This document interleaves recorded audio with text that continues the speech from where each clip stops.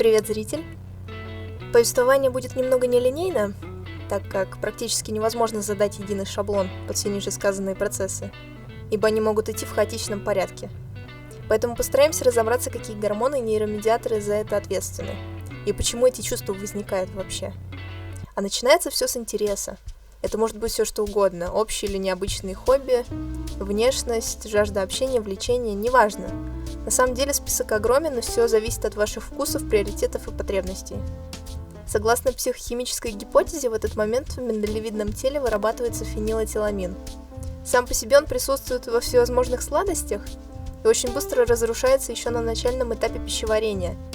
Для состояния влюбленности необходимо, чтобы он выделялся самим мозгом, вызывая увлечение, заинтересованность и симпатию. В любом случае, в любое время, неважно кто, каждый мужчина имеет шанс вскружить голову любой женщине. Важно найти подход. Так вот, после того, как проходит какое-то время и увлечение становится взаимным, в кровь поступает дофамин, вырабатываемый мозговым веществом надпочечников.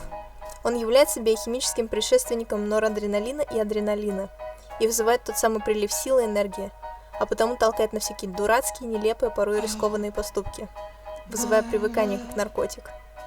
Неудивительно, что это состояние внесено в МКБ как расстройство привычек и влечений. Вот тут, кстати, могут возникнуть перекосы в ту или иную сторону. Мы минут 20 говорили о Селлинджере, у нас с ней полная совместимость. Она не такая, как я думал, она потрясающая. Ты ребенок. Почему? Если ей нравится та же заумная муть, что и тебе, это не значит, что вы родственные души. Как так? Либо если у людей были противоположные взгляды, то они начинают забывать, что правила противоположности притягиваются, работают только для магнитов. А потому спустя время удивляются. Невероятно, как я мог не увидеть? Ты это видел и женился на мне. Так что ты решил? Я хочу развестись. Ну а пока этого не произошло, организм требует новые дозы гормонов. Более того, если дальше на ваши чувства не отвечают взаимностью, то это сравнимо с наркотической ломкой.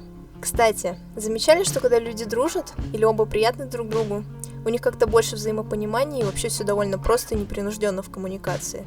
Вся фигня начинается, если кто-то один влюблен. Вот тут да, сразу становится все сложно, и один не понимает намеков другого. Да, неразделенная любовь – сильнейшее потрясение для организма, способное запустить депрессию или даже довести человека до самоубийства. В кино часто показывают, что разрыв тяжелее переживают парни. За статистику не ручаюсь, но все же думаю, что страдает сильнее тот, кто эмоционально больше вкладывается в поддержание отношений. А вообще большинство фильмов и книг представляют собой выплеск драматизма и страсти, и тут уже все зависит от того, завершено это состояние или оно еще может трансформироваться в любовь. Да, любовь — это по большей части статичное состояние. Если есть ощущение процесса, то это переходные звенья. Вот как раз в них и происходит изменение концентрации тех или иных гормонов. Но поразительно не это, а то, какое количество людей вам может нравиться в течение всей жизни. Ведь для восполнения недостатка этого гормонального коктейля человеку приходится повторять все снова.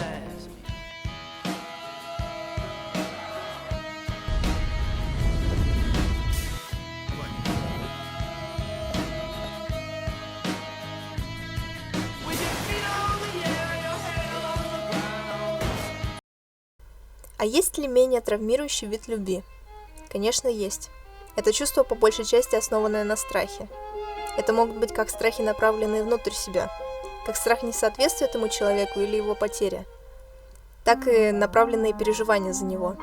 При этом дофамин и окситоцин понижены, а адреналина вагона маленькая тележка, но безумство стимулирует отменно.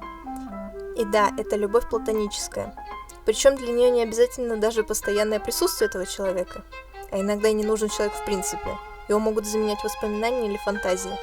Это состояние может длиться очень долго и редко перерастает в любовь, поскольку требует принятия, что это уже не какой-то сказочный персонаж, а обычный человек. Несчастна ли такая любовь? Нет, разве могут наркоманы, живущие в своем выдуманном мире, быть несчастными? Все кончено. Что кончено? Саммер. А что-то было? Нет, но могло бы быть в мире, где иногда случается хорошее. Мы живем в другом мире, чувак. Да. Вообще, если уровень напряжения и тревожности понизится окситоцином, выделяемым из гипоталамуса, и простимулирует выработку эндорфинов, схожих по свойству и действию с морфином, который дает ощущение умиротворения и безопасности, то постепенно это все перерастает в привязанность. А привязанность, верность и желание заботиться – это уже гормон гипофиза вазопрессин. Частным случаем привязанности является долг, когда чувств практически не осталось, но остались обязанности. Как и с наркотиками, состояние влюбленности напоминает всего лишь амфетаминовый взлет, в конце которого неименуемое падение и разочарование. Причина такой реакции – способности организма и человека вырабатывать толерантность к нейромедиаторам, а именно, главную роль в формировании чувств играет система вознаграждения нашего мозга. Когда мы не можем получить желаемое, продуцирующие дофамин нейроны начинают работать активнее. Параллельно в лобных долях идет подсчет рисков, а так как субъективно они воспринимаются высокими, то запускают мотивацию, и любые трудности начинают усиливать чувства. Говоря простым языком, вы влюбляетесь из-за вероятности наступления этих событий, потому что хотите реализовать потребности, которые у каждого свои, и мы говорили об этом в начале видео. Как только возникает хоть небольшой намек на благосклонность, этот процесс запускается. Интуитивно это все и так лежало на поверхности, но необходима была структура. Спасибо за просмотр.